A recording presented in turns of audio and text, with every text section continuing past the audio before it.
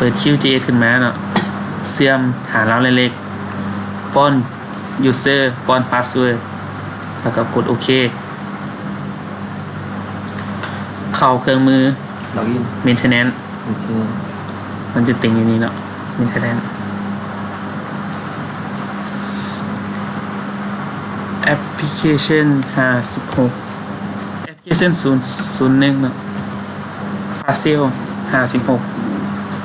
customer number A ค่าชื่อเขียนบ่ชื่อก็บ่เขียนใส่ application 01ตัวนี้เนาะโหลดตอนนี้นี่56ซึ่งจะแบ่งเป็น4ตอนหนึ่งเฮกตาร์ส่วนเหลือนั้นเป็นตอนที่3ทาง6เมตรมานี่6เมตรเนาะเราต้องเซฟตัวนี้ให้เป็น48เสียก่อนเซฟตอนดิน56นี่เป็น48เสียก่อนเนาะเข้าเครื่องมือเลือกนี่กดใส่56คลิกขวาเซฟแอดเลือกบอลเก็บเงี้ยเนาะเขียนว่า56แบงเนาะตัวนี้ต้องเป็น47หรือ48ตามข้อมูลของดิน UTF-8 เลือกแต่เฉพาะตอนที่จะแบงโอเคตอนที่56นี่56แบงเราจะตัดทางก่อนจะมีเราจะตัดทางก่อนทางแมน6เมตรนี่เครื่องมือตัด6เมตรต่อ6ตัวนี้แมนเม็ดใจกลางเอา0สิบ่เห็นย้อนว่า projection เฮาเป็น84เฮาต้องเปลี่ยน projection ให้เป็น48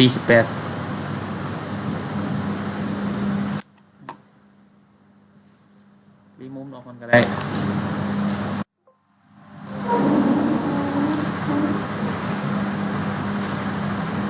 6เมตรตัวนี้เป็น0เนาะโอเคเซเล็กเซน6เมตรมาเข้าหมายแต่ละจุดด้วยก่อนเลย6เมตร0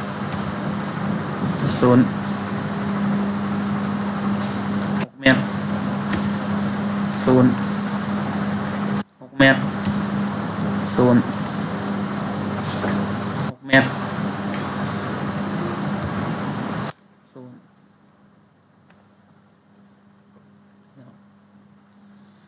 เอาปากเลย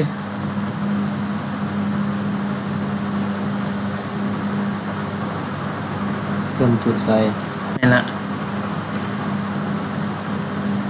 ที่เส้นบนตัดเส้น คนตัดที่กันเลยนะเป็นโซนจุดนี้เขาลืมออกอะไรedit ไปคลิกเลือกจุดนี้ทาสีใส่เป็นสีเหลืองกด delete ก็ออกไปเซฟไปหมด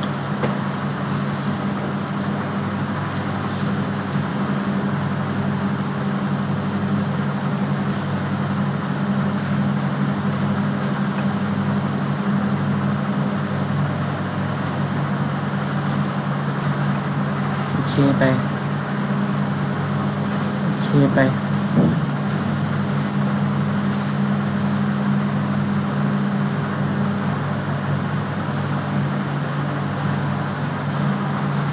นี่เราจะได้เส้นขอบทางตัวนี้จะเป็นทั้งหอบทำมีดเขามาตัดทั้งหอบออกก่อนเลยเนาะพอปิดเส้น56ก่อนนี่เขาใส่จุดที่เขาจะตัด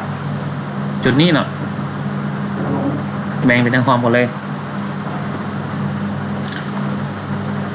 คลิกใส่เซอร์เวย์เด้อเซอร์เวย์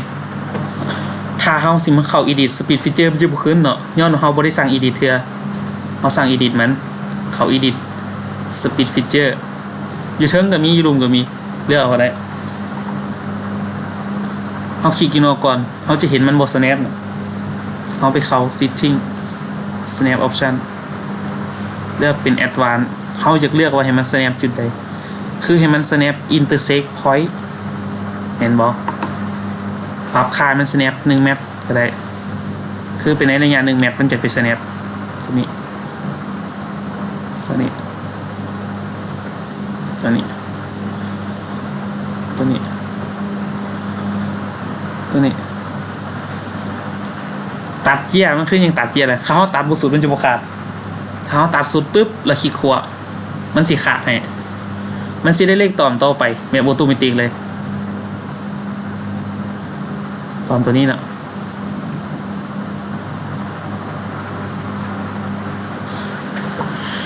ตอนที่หาย64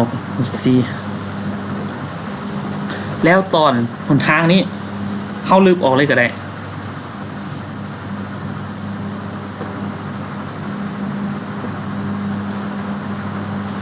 ตัวนี้ดีเลท ไอโฟนยังมูมีเนาะ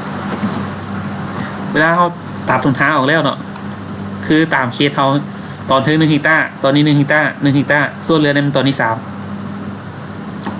เครื่องมือที่เขาจะใส่เด้อเรียมเซมไปเครื่องมือที่เขาจะใส่แมนตัวนี้ มีเสียง Polygon Division เขาจะคลิกมามันจะบอกว่าให้เลือกก่อนนี่เนาะ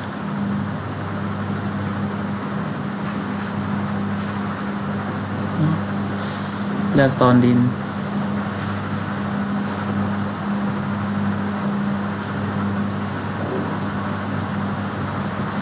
มันสิบอกจุดเริ่มต้นกับจุดสุดท้ายเขามันจะเป็นเนาะ continue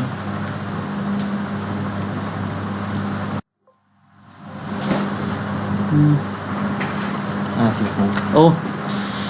เริ่มไป เริ่ม ลืมไปเบิ้งตัวนี้เนาะ เป็นแม่ โปรเซสต่อ56 สาย มาถึงวัน LCD สอนกันดีๆไหม เลือกตอนที่56แปลงนี้เนาะที่เครื่องมือนี้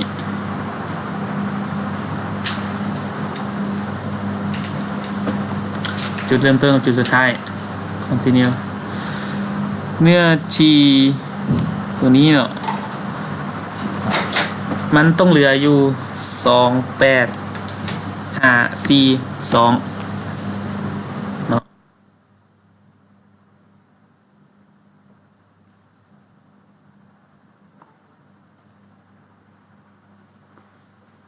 นิตา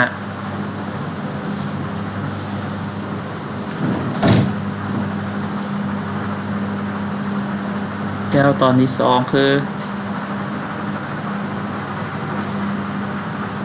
มันต้องเหลืออยู่18542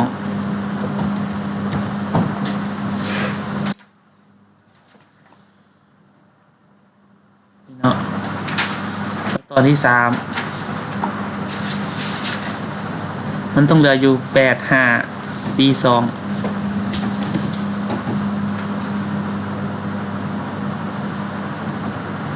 เนี่ย3ตอนที่4มันอยู่นี่แต่ความหมายเขาแบ่งกี่นี่เขาบริตัดตอน56กันออกนี่เนาะมันยังอยู่ทางอยู่เดี๋ยวแต่ไม่ก็ได้